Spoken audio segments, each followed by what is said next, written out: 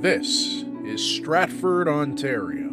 Founded in 1832 and named after the birthplace of William Shakespeare, it's a quiet town, known for its thriving theater scene. Over the past 7 decades, Stratford has hosted more big-name actors than it can count, and once garnered international attention as the hometown of Justin Bieber. However, he's not the only menace known to stalk the streets at night.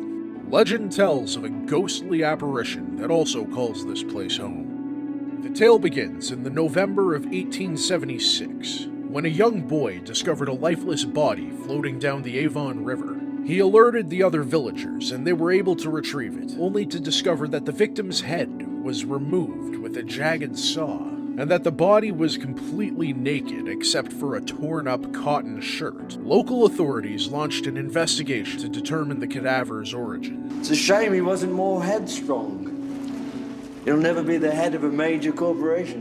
The body was identified as one Henry Derry, a 37-year-old Irish immigrant who made a living as a cooper. Earlier that same year, record shows that Derry was arrested for an unknown crime and was thrown in the Stratford jail, where he eventually died of pleurisy. He was unceremoniously buried in the nearby Avondale Cemetery, but clearly not for long. Someone unearthed Derry's body and severed his head before chucking him in the river. But who and why? How's your head? I haven't had any complaints yet. Soon after, a young medical student by the name of Guilford Tuttle came forward and confessed to the crime of body snatching.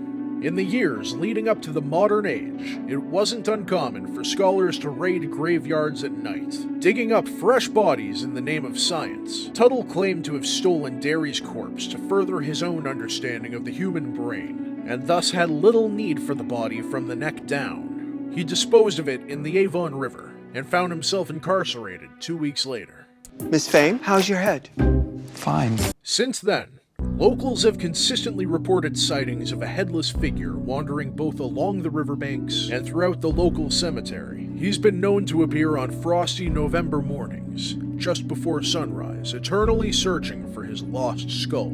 In the book, The Mysteries of Ontario, historian John Robert Colombo wrote that in 1980, the facilitators of an estate auction uncovered a human skull in one of Stratford's many ancient cellars. While forensic scientists at the time asserted that the skull was probably Derry's, Colombo noted that the headless phantom is still sighted about as frequently as it was before. What other conditions must be met in order for the Irishman's soul to find peace? And whatever happened to Guilford Tuttle, the overzealous quack who desecrated Derry's grave? Was he the one responsible for removing the corpse's pants and undergarments? What was going on there? Only time will tell.